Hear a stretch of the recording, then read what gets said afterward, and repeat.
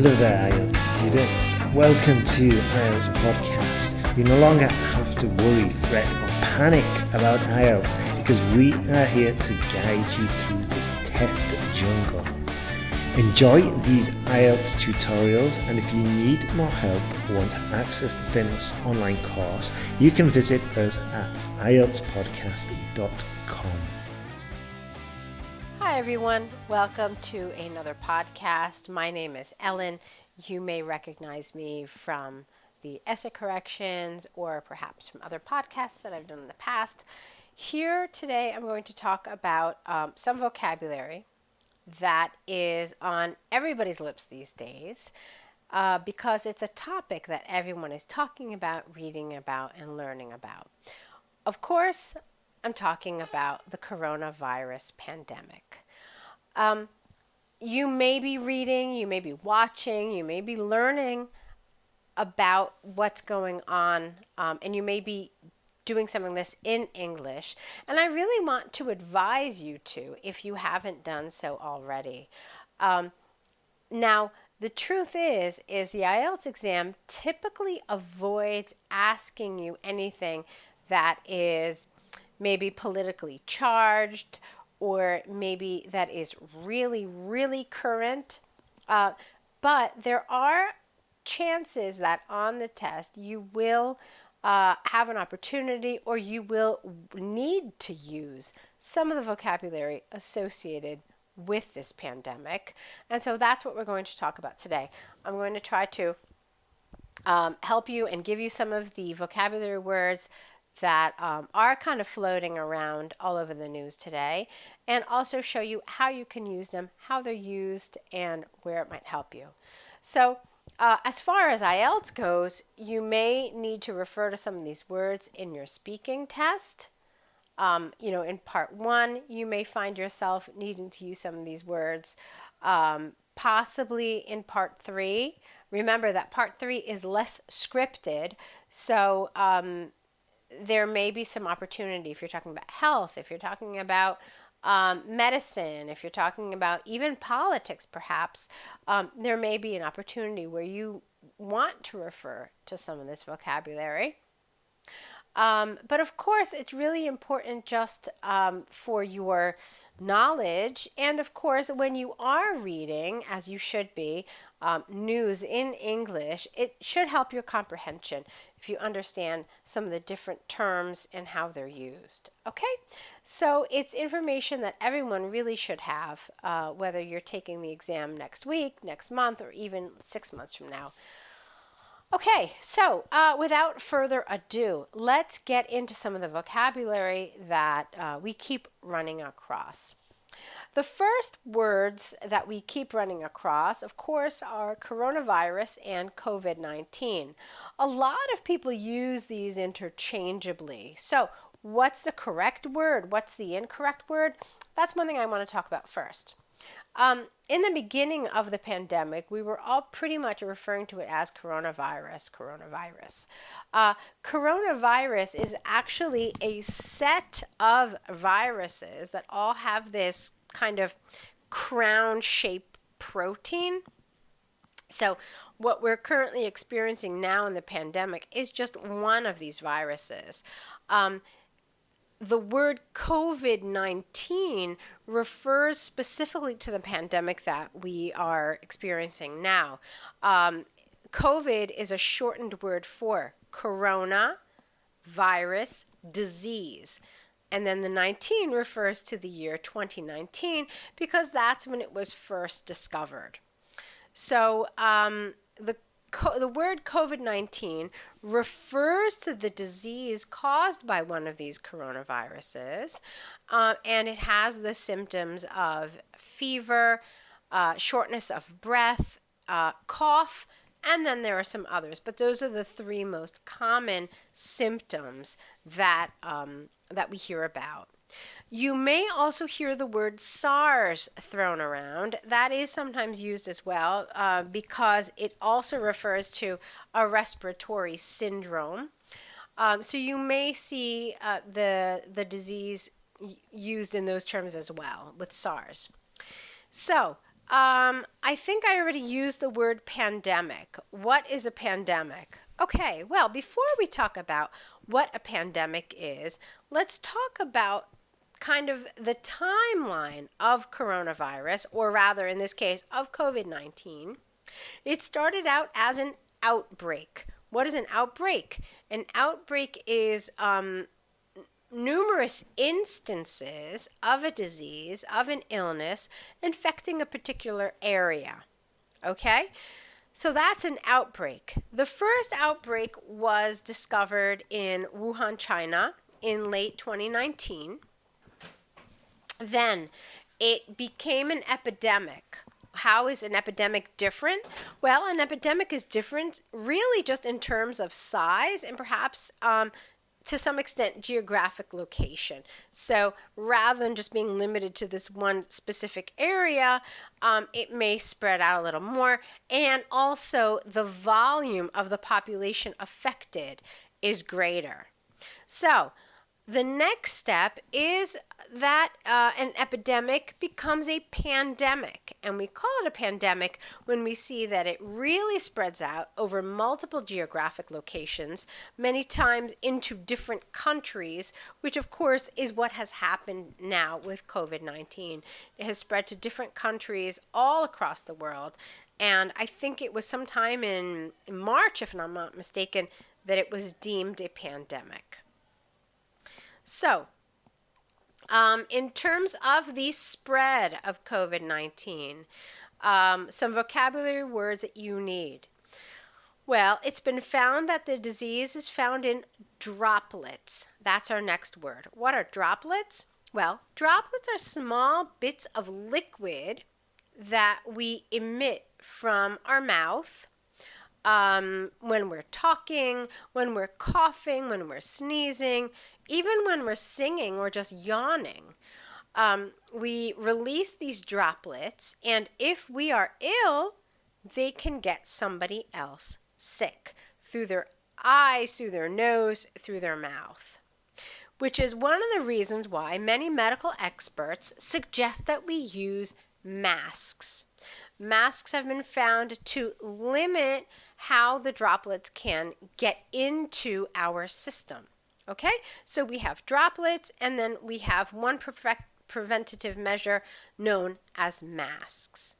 Another way we can avoid getting the disease is through the next word that we're going to talk about, which is social distancing. This is a word we hear all the time in reference to COVID-19. What is social distancing? It's essentially what it sounds like, just keeping a safe distance from other people so that you run a lower risk of catching a disease or of giving one, whether it's COVID-19 or whether it's, a seasonal flu. But through social distancing, in other words, keeping safe distances with other people, you can lower your risk. Now, another measure that we see is quarantine. Some people refer to self-quarantine. So, quarantine is when we choose to separate ourselves from other people in order to either avoid getting sick or to avoid getting other people sick. A lot of times you'll hear it used like self-quarantine. Oh, I'm quarantining, or oh, I'm planning to travel to X place, but I must quarantine for 14 days. Okay, so you can use it as a noun. You can use it as a verb. And as I said, you could also use self-quarantine. We are expected to self-quarantine for 15 days. Okay. Another word we use to talk about protective measures is the word lockdown. Lockdown is something that governments implement to keep people from traveling outside of their region, keep people from going from place to place when it's unnecessary. So lockdown, and sometimes we use the word lockdown measures. As I said, these are measures implemented by governments to keep people socially distanced and to keep people from unnecessarily leaving their homes or leaving their region. And what this does is it keeps the spread of the disease from increasing. Another word that we use sometimes is shelter in place. It's similar to lockdown. It's similar to quarantine, kind of. They're all kind of related. But when you shelter in place, it basically means that you really don't leave your home unless it's for some important reason, for medical reasons, for shopping, or for work. Okay? So you're not making any of these unnecessary trips outside of your house. Now, one of the reasons why we do all of this is because many people who do have COVID-19 are asymptomatic, and that's our next word. Asymptomatic, you can probably guess what the root is. The root is symptom. And what are the symptoms of COVID-19? Like I said before, there are a lot of them. The most common ones are this fever, this coughing, and this trouble breathing. Those are the ones that we associate most often with COVID-19. However, some people, especially in the beginning, they are asymptomatic. And that means that they show no symptoms. And that's particularly dangerous because you can be going about your day, interacting with different people, engaging in different activities, but through droplets, you could potentially affect other people, which is why the other measures that I talked about, lockdown, self-quarantining and sheltering in place, and masks, of course, and social distancing. This is why they're so important. So the next word I want to talk about is something called community spread. Community spread is when you see the disease kind of going through a community, whether that's a town, a region, some sort of geographical location, but you don't know where it originated. You don't know what the source is. So community spread is problematic because if you don't know who or what the source of the disease is, then it's very difficult to do the next step, which is called contact tracing. Contact tracing is when somebody does have the disease, and then we try to figure out, okay, well, who have you come into contact with? Whom have you seen? Who did you interact with since you potentially contracted the disease? Okay, and of course, one of the goals that we have with COVID-19 is the next term we're going to talk about, which is flatten the curve. This is something we hear a lot about. What does it mean to flatten the curve? Well, flattening the curve essentially means that you're trying to slow down the transmission of the disease. So when the curve is very steep, you'll see that over a short period of time, many people are contracting the disease.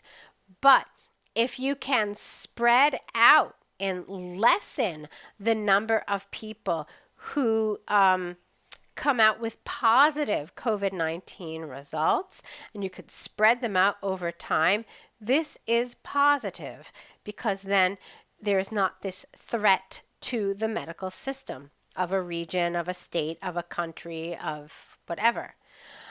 So flattening the curve is something that we've been told for quite some time now is the goal.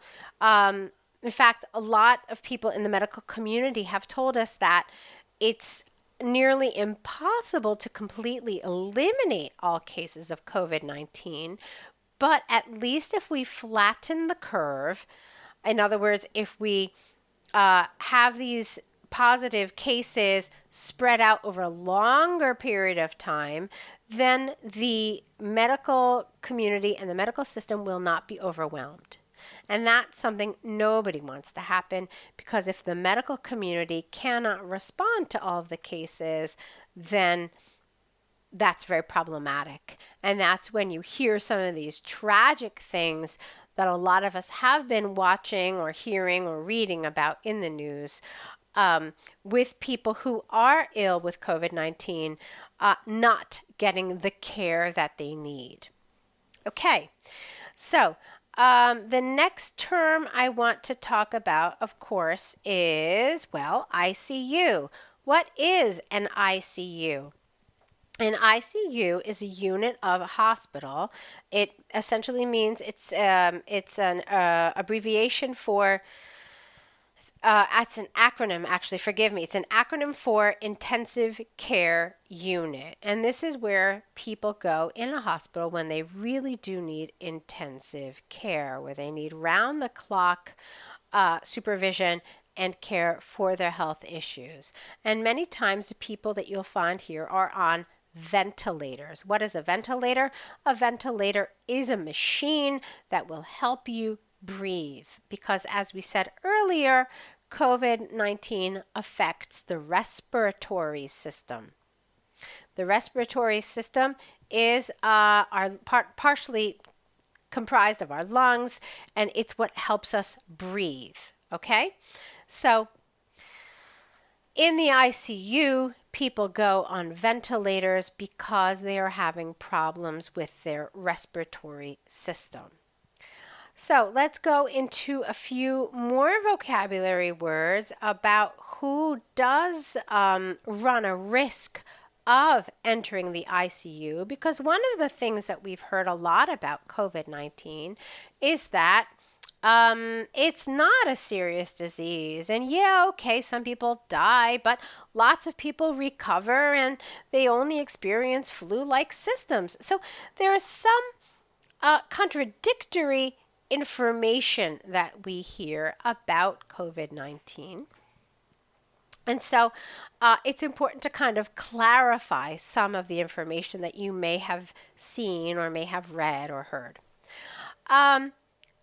Basically, there are people who are considered high risk. What does it mean to be high risk? It means that you have some sort of underlying health condition. That's another term we keep hearing about. So there are people who have heart problems. Maybe they have diabetes. Maybe they have cancer.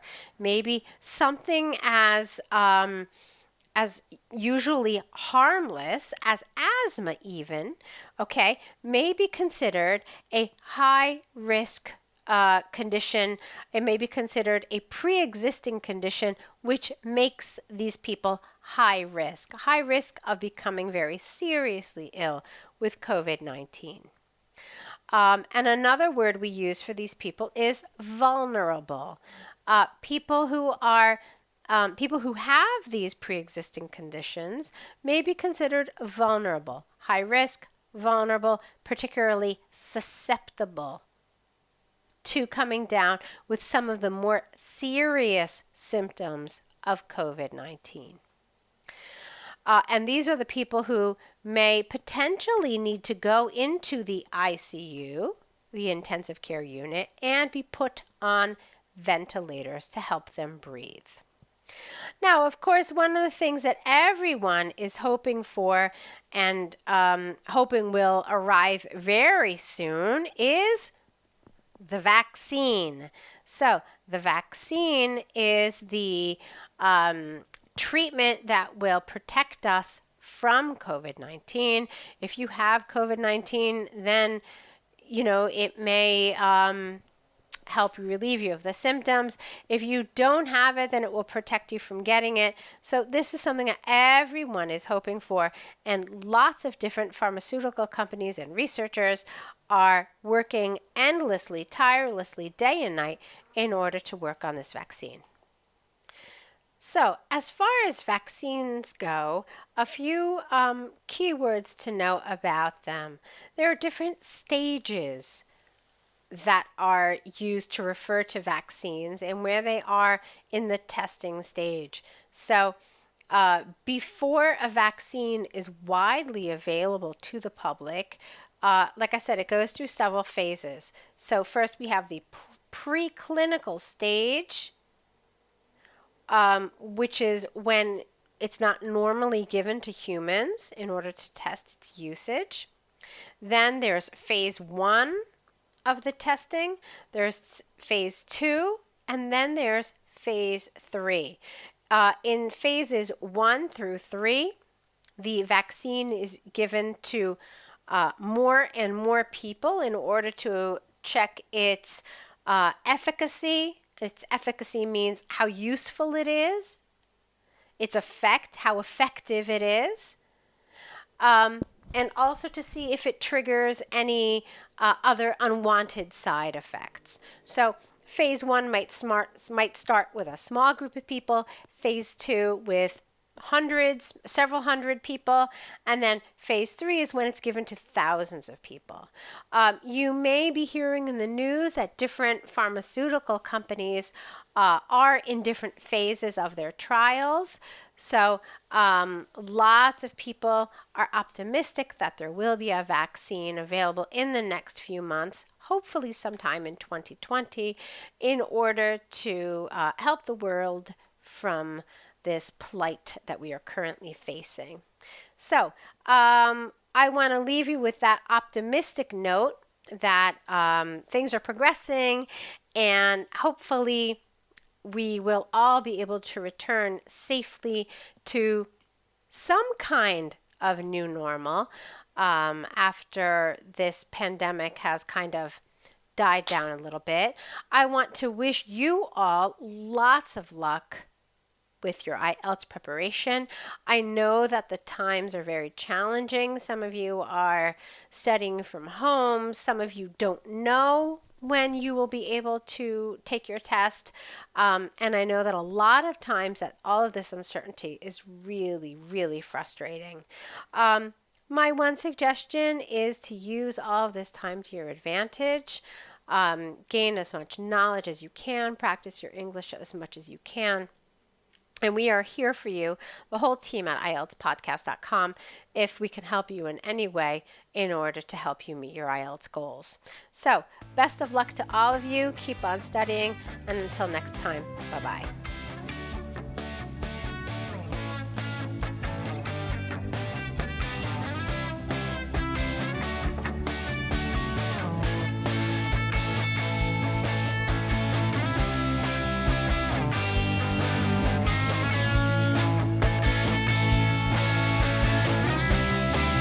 For listening to IELTSPodcast.com.